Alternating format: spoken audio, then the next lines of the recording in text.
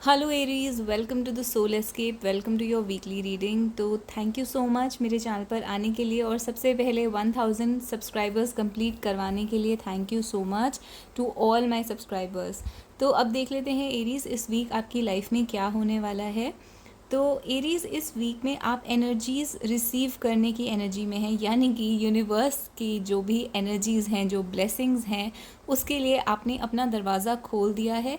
तो इससे पहले हो सकता है कि आपकी एनर्जी ब्लॉक्ड थी, क्योंकि यहाँ पे मुझे एक सडन ओपनिंग दिख रही है आपके लिए।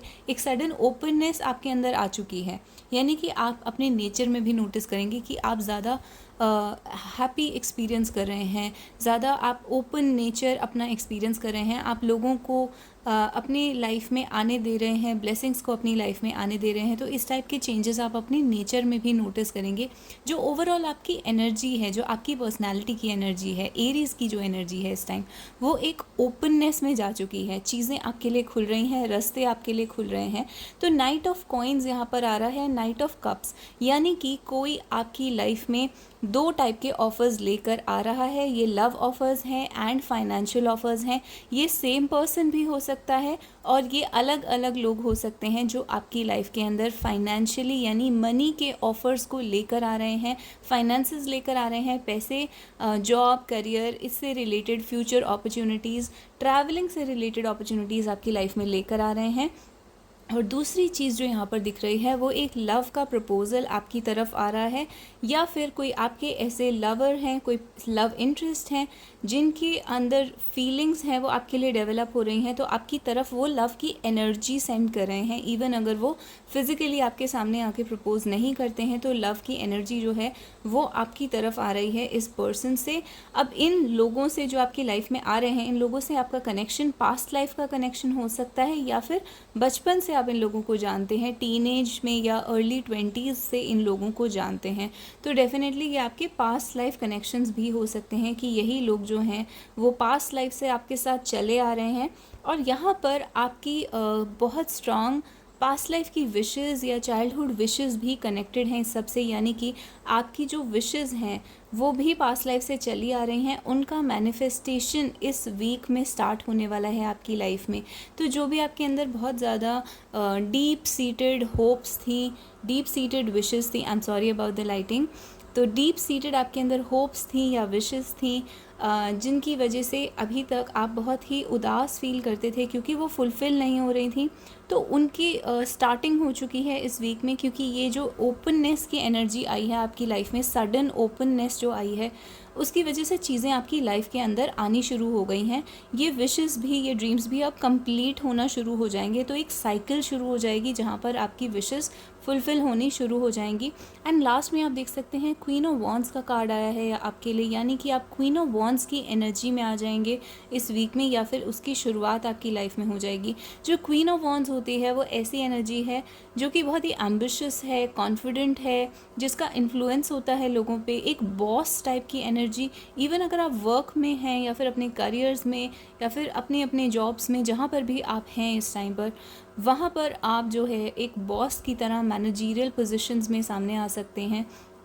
तो ये एक हाई अचीवमेंट का कार्ड होता है, आप सुपर अचीविंग एनर्जी में हैं यहाँ पर। इस पूरी रीडिंग में मुझे कुछ भी नेगेटिव नहीं दिख रहा है। तो ओवरऑल आप एक बहुत ही एम्बिशियस, कॉन्फिडेंट और अचीवमेंट और सक्सेस की एनर्जी में हैं यहाँ पर। तो ये वीक आपका डेफिनेटली बहुत अच्छा जाने वाला है। एंड एक कार्ड फ्लाई आउट करा है। तो एरीज़, आपकी रीडिंग में बीच में लाइट का प्रॉब्लम हो गया था और उसके बाद एक कार्ड शफल होकर दूर गिर गया था, और वो कार्ड था टेम्परेंस। तो रीडिंग के बीच में जो भी होता है उन सब चीज़ों का कोई मीनिंग होता है, इसलिए मैंने आपको ये बताई पूरी स्टोरी। तो टेम्परेंस कार्ड और ये सब जो बीच में एक्टिविटी हुई है, ये मुझे दिखाती है कि आप कहीं ना कहीं इतने इम्पेशेंट हो रहे हैं रिजल्ट्स के लिए या किसी चीज़ को अटेन करने के लिए, कि जिसकी वजह से आप यूनिवर्स के अंदर एक इम्पेशेंट एनर्जी सेंड कर रहे हैं। तो आपको यूनिवर्स के अंदर एक काम और सूदिंग एनर्जी सेंड करनी है, पेशेंस की एनर्जी सेंड करनी है, जिसकी वजह से आपकी लाइफ में से फ्लक्चुएशंस ना हो या फिर चीज़ें उलट पुलट ना हो। क्योंकि देखा जाए तो आपकी लाइफ में बहुत कुछ मैनिफेस्ट होने के लिए रेडी है, बहुत कुछ आने के लिए रेडी है, लेकिन बीच में इस तरीके की चीज़ें होना, जैसे कि लाइटिंग में प्रॉब्लम होना, या फिर एक कार्ड का शफल होके कहीं दूर गिर जाना, और वो भी टेम्परेंस का कार्ड जो कि पेशेंस का कार्ड होता है। तो ये कार्ड जो है शफल होके फ्लाई आउट होके बहुत दूर गिर गया था। तो इसका ये मीनिंग है कि इम्पेशेंस की वजह से या पेशेंस की कमी होने की वजह से या सब्र की कमी होने की वजह से आप ऑनेस्टली देखा जाए तो डिवाइन टाइमिंग के अकॉर्डिंग नहीं चलना चाह रहे हैं या डिवाइन टाइमिंग को रिस्पेक्ट नहीं कर पा रहे हैं यहाँ पर। तो आपको चीज़ें डिवाइन टाइमिंग के अकॉर्डिंग चलानी है और यूनिवर्स का वेट करना है कि जब यूनिवर्स आपको चीज़ें देना चाहता है, जिस स्टाइल में देना चाहता है। यानी कि हो सकता है कि आप कोई गोल तक पहुंचना चाहते हैं और उसका रास्ता एग्जैक्टली वैसा ना हो जैसे कि आपने अपने मन में सोचा हुआ है। तो आपको यूनिवर्स को वो स्पेस देनी है या अलाउ करना है कि यूनिवर्स आपको अपने हिसाब से आपकी उंगली पकड़ के आपको उस डायरेक्शन में लेकर जाए जो कि आपको आपके गोल की तरफ लेकर जाती है। तो you have to allow the universe to guide you. तो आपको यूनिवर्स की गाइडेंस को सुनना है। अगर आपको कोई साइंस मिलते हैं, ड्रीम्स मिलते हैं या इंट्यूशंस आती हैं तो उन इंट्यूशंस को सुनना है, इनर वॉइस को सुनना है। ओवरऑल देखा जाए तो एंजल्स आपको प्रोटेक्ट कर रहे हैं कॉन्स्टेंटली। आप गॉड की और एंजेलिक प्रोटेक्शन में जी रहे हैं यहाँ पर। तो इस वजह से आपके इतने पॉजिटिव कार्ड्स आए हैं। एंड ओवरऑल आपको बस पेशेंस रखना है और आपको डिवाइन टाइमिंग के हिसाब से चीज़ें मिलेंगी। ये बात आपको याद रखनी है कि चीज़ें अपने टाइम से पहले आपको नहीं मिलेंगी। एंड मैनिफेस्टेशन भी उसी डायरेक्शन में होगी जिस डायरेक्शन में यूनिवर्स आपको ले जाना चाहता है। तो आपको बस ट्रस्ट करना है कि चीज़ें आपके फेवर में हैं यहाँ पर, बिकॉज आपके कार्ड्स बहुत पॉजिटिव आए हैं। अब और कार्ड्स निकाल लेते हैं एरीज़ के लिए। कोई और कार्ड्स, कोई और advice spirit please give us some more cards for Aries. और उसके बाद हम आपकी लव सिचुएशन के लिए कार्ड्स निकालेंगे। तो one card emperor card, wow. तो यहाँ पे हमने लव सिचुएशन की बात करी एंड एम्परर कार्ड आ गया है। तो एम्परर कार्ड हस्बैंड की एनर्जी होती है, डिवाइन मैस्कुलिन की एनर्जी होती है। और अगर आपके फादर का कोई रोल है आपकी मैरिज में या फिर आपके रिलेशनशिप में तो वो भी यहाँ पर बहुत पॉजिटिव होने वाला है। तो यहाँ पर एम्परर कार्ड आने का मतलब ये है कि जो आपके स्पाउस हैं, स्पेशली अगर आप फीमेल हैं तो आपके जो स्पाउस हैं, मेल काउंटर पार्ट है या फिर डिवाइन मैस्कुलिन है इस रिलेशनशिप के अंदर, वो पर्सन जो है वो आपके लिए बहुत पॉजिटिव हो चुके हैं। यानी कि that person is in love with you, that person is ready to contact you. उस पर्सन के उस पर्सन की जो एनर्जी है वो आपके साथ मिलने लग गई है, मैच करने लग गई है, आपके लिए फेवरेबल हो गई है। तो आप जो भी इसमें इमेजिन कर सकते हैं, अगर आप मैरिज एक्सपेक्ट कर रहे हैं तो आप वो सोच सकते हैं। तो ये बहुत ही पॉजिटिव वुमन है, मेरे कहने का मतलब है। जो भी आप यहाँ पर विश कर रहे हैं, specially if you are a woman, if you are a female, जो भी आप विश कर रहे हैं रिगार्डिंग अ पर्टिकुलर मैन, वो चीज़ यहाँ पर मैनिफेस्ट होनी स्टार्ट हो गई है।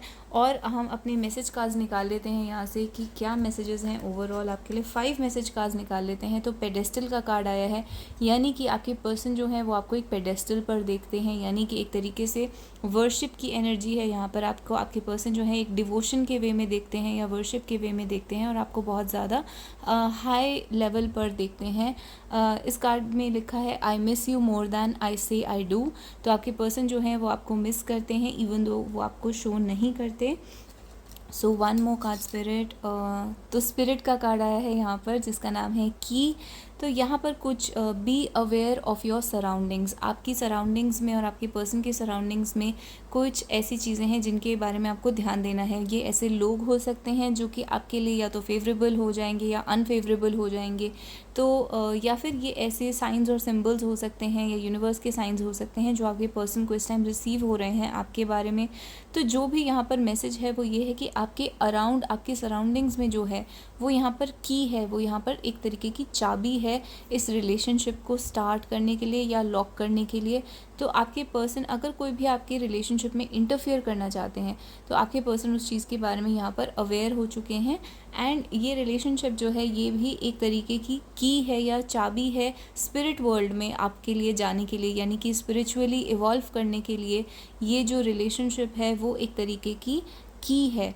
तो ये की का कार्ड यहाँ पर आया है, ये आपके पर्सन पर भी एप्लीकेबल है। और कार्ड्स देख लेते हैं आपके लिए। रिजिड का कार्ड आया है। तो यहाँ पर कोई एक इंसान है जो बहुत रिजिड है, जो बहुत जिसको कहेंगे कि वो अपनी बात पर अटके हुए हैं, अपनी बात से हिल नहीं रहे हैं।